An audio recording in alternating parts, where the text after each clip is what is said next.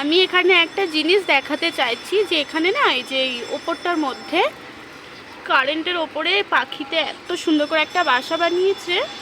আর এই যে একটা পায়রা উড়ে এসে বসলো, আকাশ থেকে খালি পাখি উঠতে যাচ্ছে। আর এইখানে না এই পাখিটার মনে হচ্ছে কতগুলো বাচ্চা হয়েছে, তো ওই বাচ্চাগুলোর সাথে এখন রয়েছে।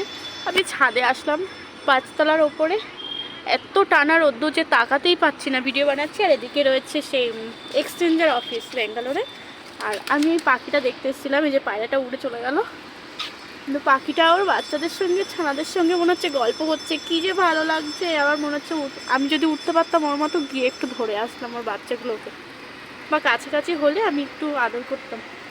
আমি শুনতে পাচ্ছি ওর বাচ্চাগুলো ডাকছে, কিন্তু আমি ক্যামেরায় হয়তো অতটাও বন্দি করতে পারবো না, তবুও চেষ্টা করছি যতটুকু করা যাচ্ছে। আর এই যে এখন দুপুরবেলা, দুপুরের রোদ্দুরটা আর আকাশটা ঠিক এইরকম চারিপাশে। ও, আকাশে প্রচুর পাখি ওড়ে এখানে, কিন্তু খুব ভালো করে বোঝানো যায় না বা দেখানো যায় না।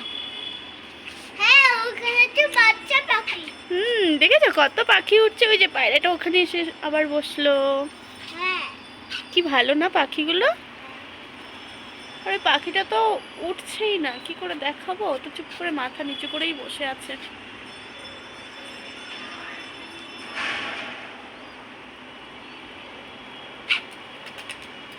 আর এটা কে?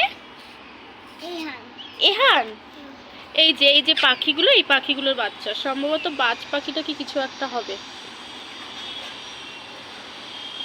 ওইখানে একটা রয়েছে আর ওর জোড়াটাই এখানে রয়েছে।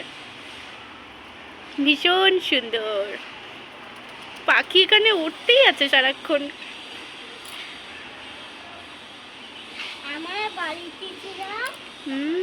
দেখেছো পায়রাটা এসে আমাদের গল্প শুনছে।